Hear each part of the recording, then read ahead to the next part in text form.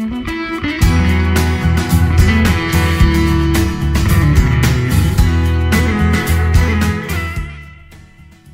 there, David Benyachek here, your authenticity coach. Happy Friday to you. Today's video blog is basically on a topic that says, or the moral of the story of today's video blog is going to be, if you are frustrated with someone's behavior, before you get frustrated with them and it impacts your relationship. One of the things about being a great manager or leader is that we separate people from what they do, is to step back and to actually control what you do control, to influence what you don't. And in this particular case, the moral of today's story is don't try to change people. If they're focused on changing them, you're taking one of the things away that is so vital for anyone's satisfaction and motivation in any environment, which is control of their own actions. When people try to change us, we don't like it, and yet it's crazy how, as leaders, we try to do the same thing to them, expecting that they should, as a great employee, have a different response. No. What brought on today's video blog? It was actually, I was watching another video. I spend about a half an hour to an hour every single day just taking in different clips from different speakers on different topics, getting different perspectives, broadening what I call my uncommon sense. And this particular video that I was watching was someone who's very popular these days, Simon Sinek. And he has a video on YouTube. He has a number of them, but this one was on managing millennials. And his point around millennials was it's not their fault if they're entitled. It's not their fault if they're lazy. It's not their fault if all of those things.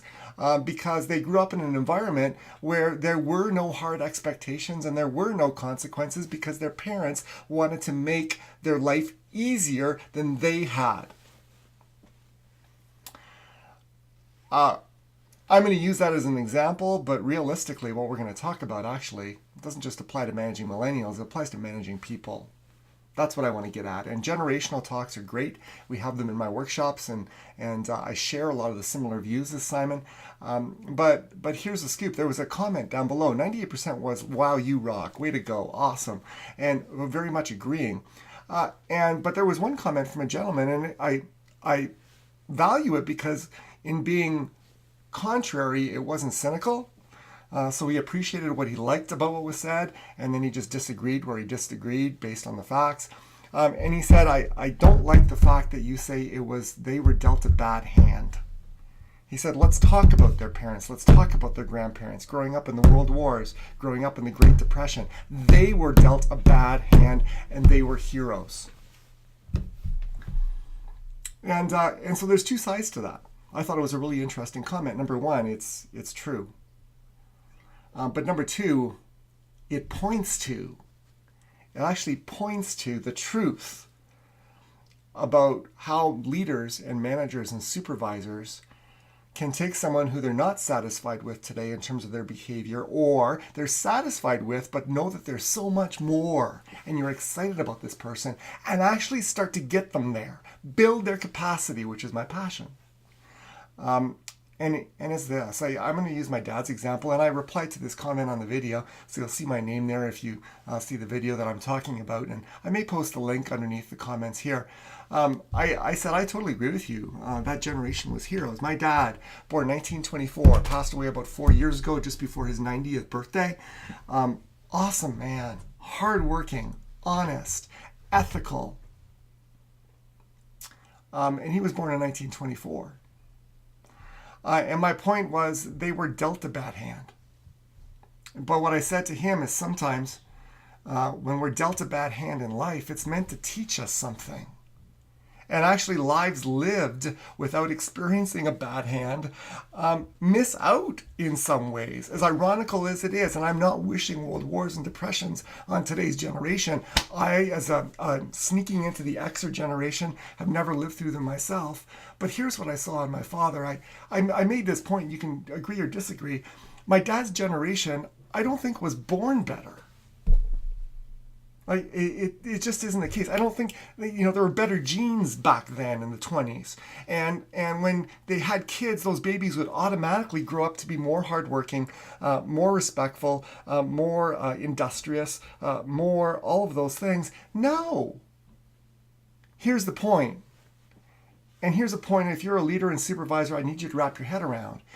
It was the environment that made them that way. And so, you know what? When you don't work hard in the Depression, you don't eat.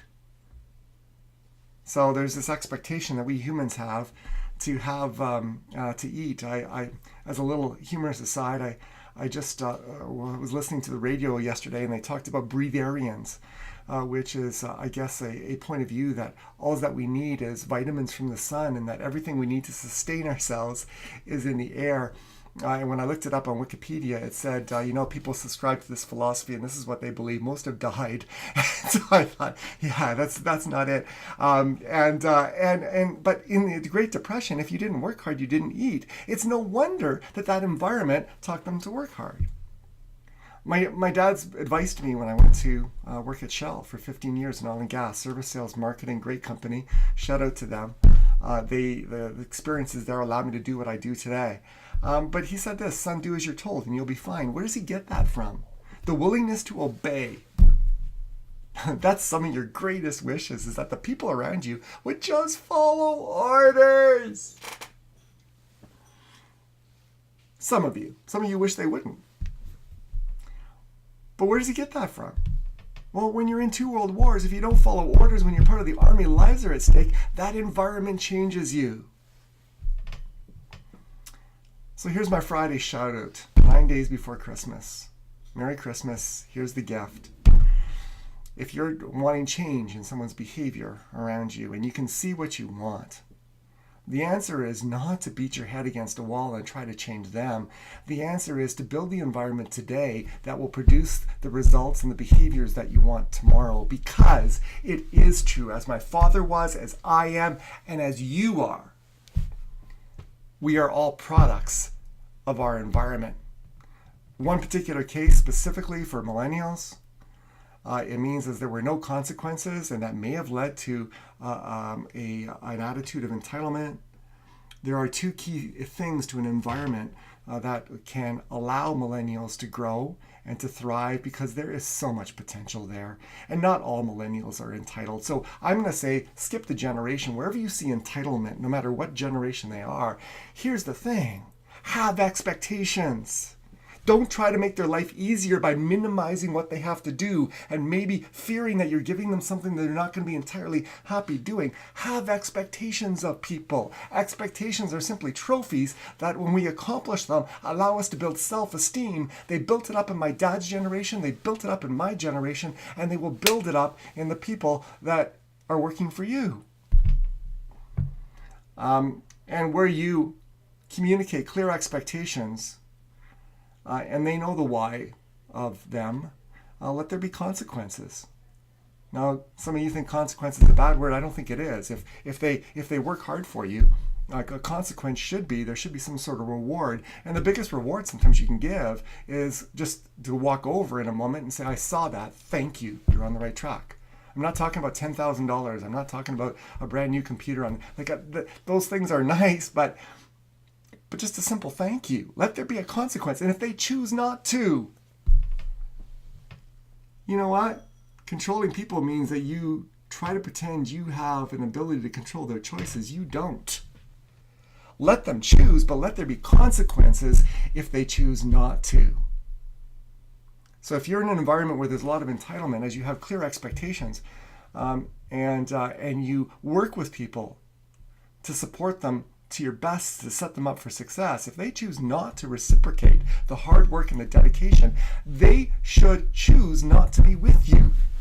You may lose a few people for the betterment of the many, because what's going to be left is an environment that is excited about something to play for, and that is starting to win and grow and build self-esteem and build capacity to be the best that they can be. So, summary: don't try to change people. You don't control them. And if you try, you're not going to like the results, and neither will they. If you've been banging your head against the wall, I've done that, been there, done that. No guilt, no shame, but stop doing that. Focus on what you do control, which is building an environment that battles things like entitlement, where there are clear expectations, where they know what's in it for them, And there's consequences for their choices. That's the key. Stephen Covey says this: the definition of important is the existence of a consequence. If there is no consequence for not doing something or doing something, there's no incentive to change our behavior. And it's not because they're bad people, that's because they're human. That's the key.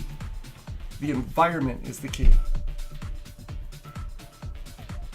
I wish you all a very Merry Christmas. We're 9 days away. And may your 2018 holiday season be awesome. Wishing you every success in 2019. If there is any way that I can help your teams, we do workshops, keynotes, individual coaching and mentoring. Certainly feel free to reach out. It is david@authenticity.com or 403-874-1044. Have yourself a great day.